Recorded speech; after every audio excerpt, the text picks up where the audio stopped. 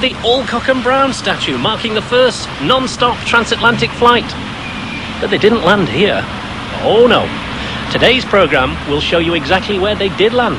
And talking of which, I've got a plane to catch.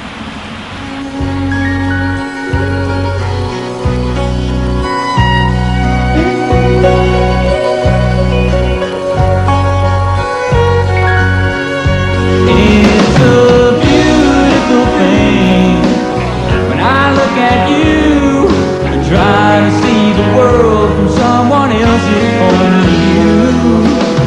Trying to feel the best that I can, never really knowing all the wonders of this land.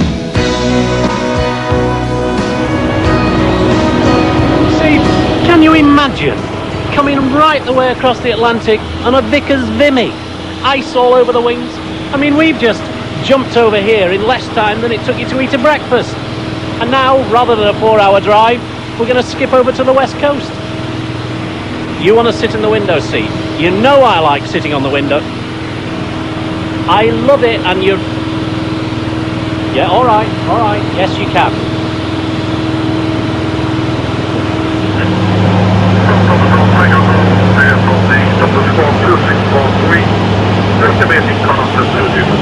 When you get a window seat, you get a window seat, don't you? Listen, I know it looks stunning down there, but you won't believe it when you actually stand on it. And forget about being busy. I had a busy day yesterday. This is where we start to calm down.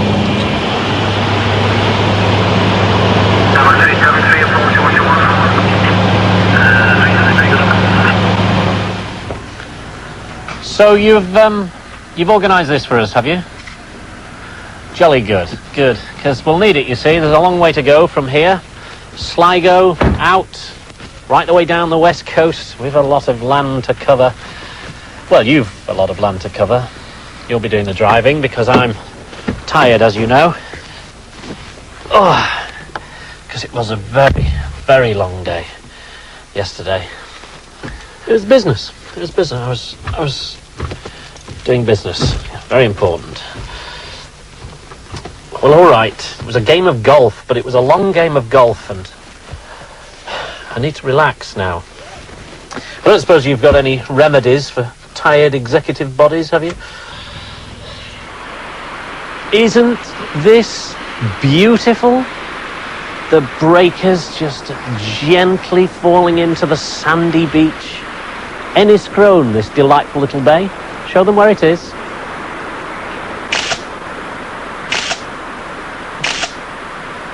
Do you know, I could stand here for hours watching this. Is this what you brought me to relax me and put a bit of life back into this tired old soul? What? What are you looking at? A bathhouse. That bathhouse. Kilcullen's. This is no ordinary bathhouse. And in fact, it's been here since 1912. The same family, the Kilcullens, have been running it all that time. There's a bit of a strange smell in the air, and that's because these baths are seaweed baths. And it's supposed to be very good for you. Edward is the latest line in the family to be running the business. We've got the old steam box there, and we've got the bath here. So how does it work? I mean, the seaweed isn't in the water when it comes out of the tap, is it? Well, what other comes out of the tap is warm seawater. We fill the bath up with hot seawater, which is pumped from the sea just outside the wall. We fill the bath up, then we'll take a bucket full of raw seaweed, fresh seaweed at that, treat it with steam, which extracts all the natural oils, the alginate. We'll pop that into your seaweed bath, mix it around. The net result is a warm bath full of seawater with seaweed in it. It's going to turn an amber colour. It's going to become lovely and oily in texture, and what you've got to do to relieve all your stresses is just to slip down into that bath along with the seaweed and wallow around. Do you mind? I'm having a private bath here with my seaweed. Actually, it's beautiful. It puts a sort of oil all over you, so really thick oil all over your skin. Really nice.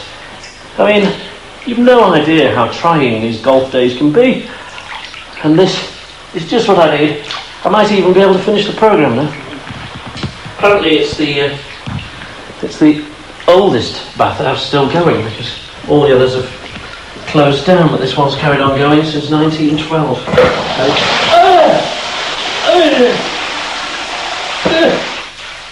Just a hop, skip and a jump from Killala to Ballinar, and this group of stones. Now, the story has it that there were 4 foster brothers, and they murdered their tutor and the bishop, and his name was Cialach.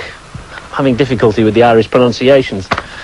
His brother came after them, convicted them of the crime, and hung them just across the water. And this marks their final resting place. Well, I don't know, it looks older than that to me. And anyway, I'm just going to buy it for now, because, to be honest, I'm getting a bit tired again. No, I am, honestly. I could do with something that Ireland is also very famous for. Hospitality. And a dark glass of something wonderful. Do you think you can organise that for me? Thank you. No, that is not what I had in mind. Not at all. Doesn't even come close. Mind you, I suppose it'd be very refreshing, and I should thank you, really. Anyway, where are we? All right, so we're near to Riverstown, but we're going through some woods. Where are we? Cooper's Hill Country House Hotel. You mean these are the grounds of the hotel, and this is where we're staying? Here? Wow! Well, my friend, you are completely forgiven. That is quite marvellous. Get the bags, will you?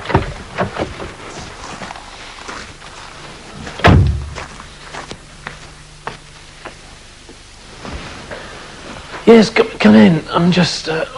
this is wonderful. Let me tell you all about it. Cooper's Hill gets its name from the Coopers who lived here on the hill, clearly. And then through marriage, they became the O'Haras. And there have been 7 generations of O'Haras taking care of business here since 1774. This is Brian and Lindy, who are the 6th generation. How do you do? I should just shake hands. How do you do? Thank you very much indeed. Thank you for bringing me a drink. He may or may not have one later. Anyway, Brian's mum started operating a little bit as a hotel during the summer weeks, and then Brian started doing it full-time with his family, and it's absolutely beautiful. And the nice thing about it is that it's still run like a family home. You see, you get to sit with the family silver, big long tables, all the guests there from all over the world. You're going to meet them from Chicago, man. Well, yes, they're different. Everything's different. This is a different country, a different currency, a different way of life. You get the crack here. And talking of the crack, what happened to you last night? 1 minute sitting bolt upright in your chair, and the next minute I'm apologising for your snoring. This is what we were talking about. You see, you missed out on this discussion. W.B. Yeats, one of Ireland's most celebrated poets? No. Well, you will know, because we're about to set off on a Yeats's trail.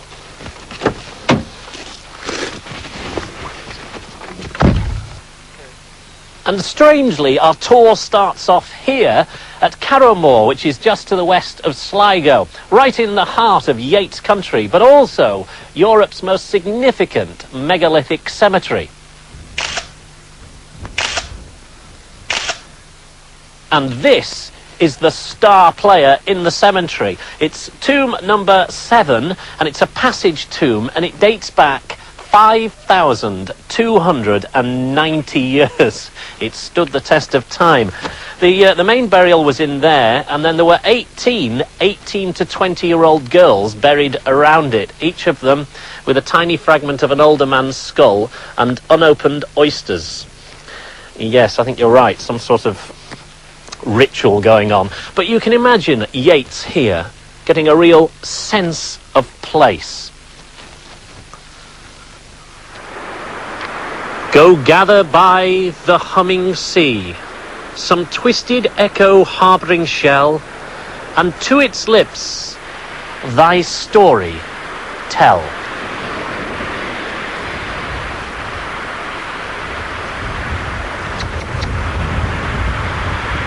No.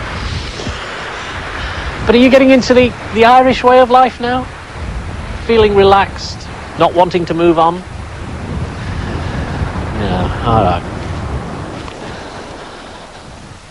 Now, this is a place where you really could come and relax a while. In fact, Yeats did. This is Lissadell House. It's just a little further to the west, worth a quick look to see exactly where it is. It was here that Yeats became very friendly with the two daughters, Eva, who was a poet like himself, and Constance, who was the Countess Markovich, went on in 1918 to be the first ever female elected to Westminster Parliament. But she never took a seat because, of course, she was elected as a member of Sinn Féin, which means ourselves alone. And they did, alone, set up the first Irish Dáil, or Parliament. In fact, Yeats himself got involved in the parliamentary system a little later. She went on to be the Minister for Labour. So this house, in his writing as well, has a great sense of importance around that critical part of Ireland's history. Where the wandering water gushes from the hills above Glencar, in pools amongst the rushes that scarce could bathe a star, we seek for slumbering trout. The waterfalls of Glencar still as beautiful today as they were when Yeats enjoyed them. And it brings us to the end of our Yeats trail. Are you up for a bit of a drive? Only it's a long way to Galway.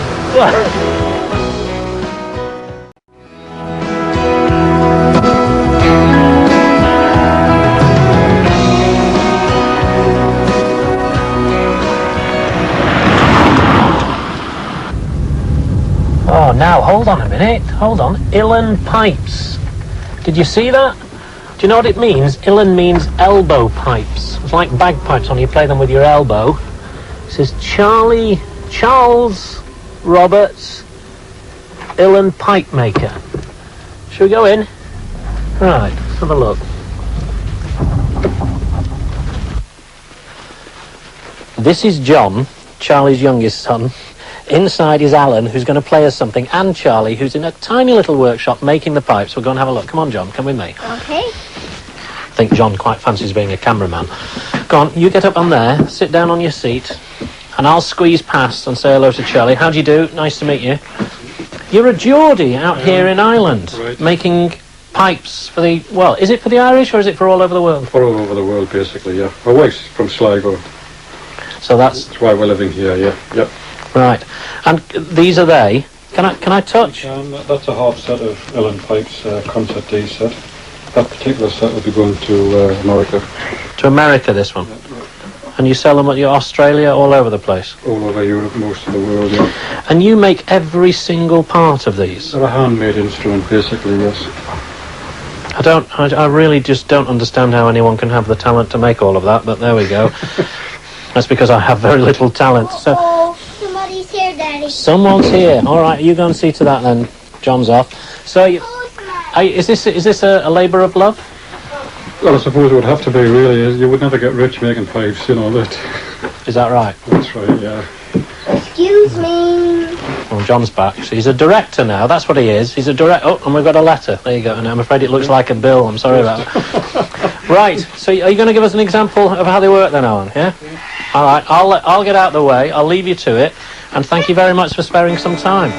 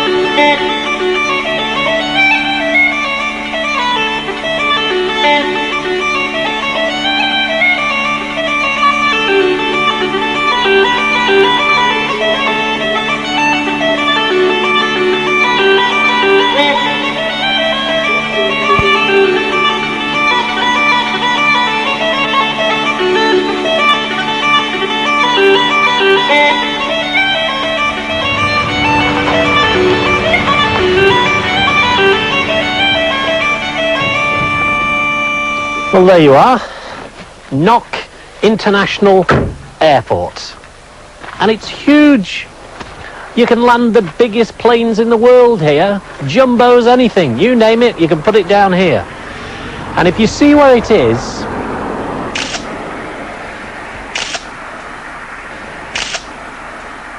precisely, it's in the middle of nowhere. Why? Well, I'll show you. On the 21st of August, 1879, 15 people witnessed that vision of the Virgin Mary, St. John and St. Joseph, exactly as it is there on the gable end of the old Knock Church. That little church grew and grew. The people that saw the vision were interviewed by the church authorities, and their stories were incredibly accurate in every detail. And in fact, 50 years later, some of those witnesses were interviewed again and found to be honest and truthful. From that one vision, that huge church has grown. The Pope came along on the centenary of the vision and preached here under that Celtic cross, and then gave the blessing to the basilica behind me, which seats 7,000 people. And down at the bottom end, a chapel of reconciliation. So from one vision, all of this has grown. And whatever your belief, it is an interesting thought that 1.5 million people every summer make the journey to Knock.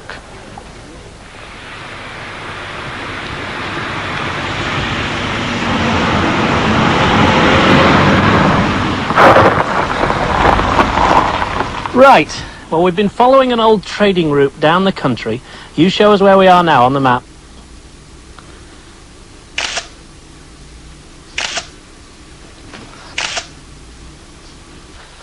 Now, we came through the walls of the town, didn't we? Well, in the northeastern quarter of those walls is Athenry Castle. This is it. There are one or two things that are really splendid about this castle. This is one of them. The carvings in the doorways.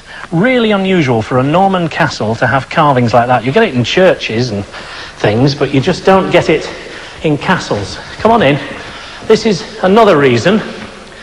The windows are done pretty much like church windows, as opposed to the arched castle windows that you normally get. Now, those are really peculiar to this place. About 1235, it was all built by a man called Miller de Birmingham. It's a long way up. We've got to climb. Now, Miller de Birmingham was a sort of Anglo-Norman. The Normans had been in England for quite some time, so they'd become slightly Anglified, but they were still dishing out land all over the place like their predecessors. And this part of Ireland was dished out to the de Birminghams. And they built the castle here because, we're going up again, come on. It was strategically placed on the road running from north to south and east to west of Ireland. So it blocked any entrances from all of those directions. Now, because the land had been given away, the Irish princes and kings, there were 4 principal kings, came together with Robert the Bruce's brother, Edward, and they marched on this castle to take back their land. And in one day alone, 8,000 men perished in Ireland's second biggest battle, which took place right out there, in a field that now appears to be occupied by scrap cars. But that's where it all happened. And because Edward Bruce and then Robert Bruce took such a thrashing there, that actually stopped Robert Bruce's chances of getting any further with England, or indeed Ireland and Wales. You've had enough, haven't you? Do you want to eat? You always want to eat, so I have a treat for you.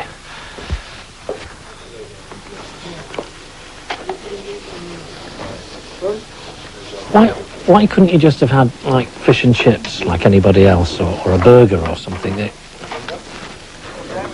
Clarenbridge. Oh, the Oyster Festival. Oh, right. Well, apparently it's been going on for 41 years, and people come from all over the world to eat these oysters and to have some beer with it. And apparently Morans, who actually own this place, Morans at the Weir, they've got 700 acres of oyster beds out there that they farm, and then they sell them here, you see. And yes, that's one of them, which is raw. There's a bit of lemon in there. I've put some lemon in, and you can have Tabasco and things, and you just whoosh it down, you see, in one. Oh, look at the thatch up there. That's quite interesting, isn't it? There we go. Lovely. Really enjoyed that. Very nice. See why you like them now. That fly off. There we go.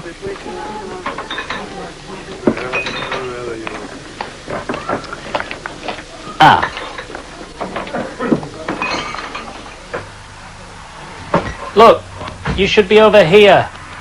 This is interesting. Looking at the Cladder rings.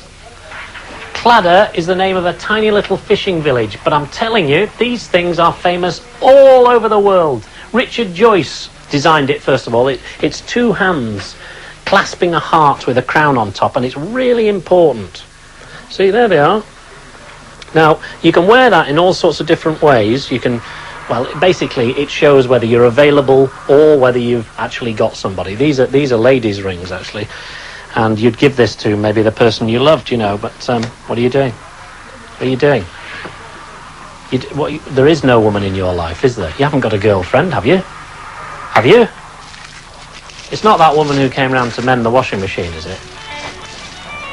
Well, who is it? No, who is it?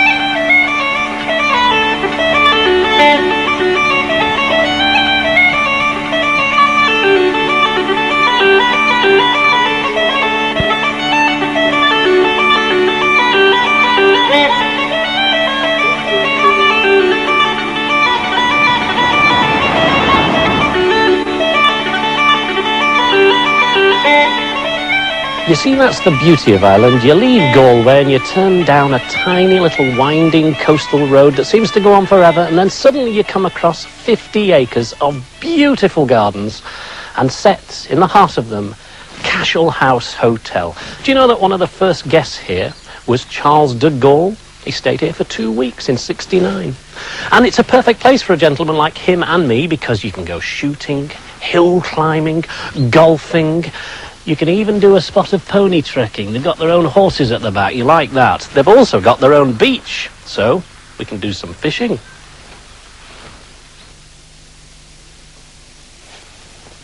You see, this is what Ireland's all about.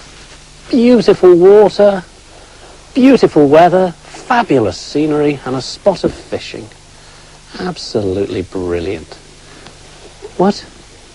Oh, look. Do you really have to know now?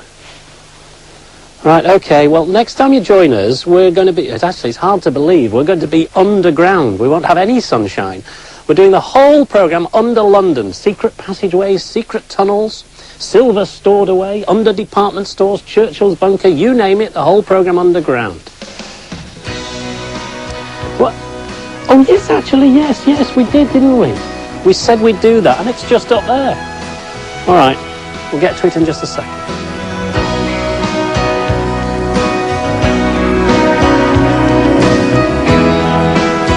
So we're right back at the beginning, really, to end with, because it was here on the 15th of June 1919, early in the morning, that Alcock and Brown came in and touched down, the first men ever to cross the Atlantic non-stop.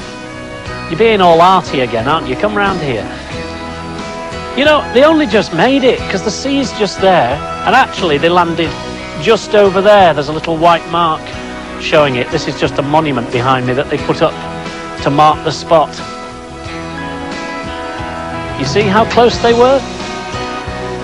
And I guess there's not going to be another plane along for quite some time now, so we best get back. Listen, it's not the blonde girl at the chip shop, is it, that always offers you extra crispy bits?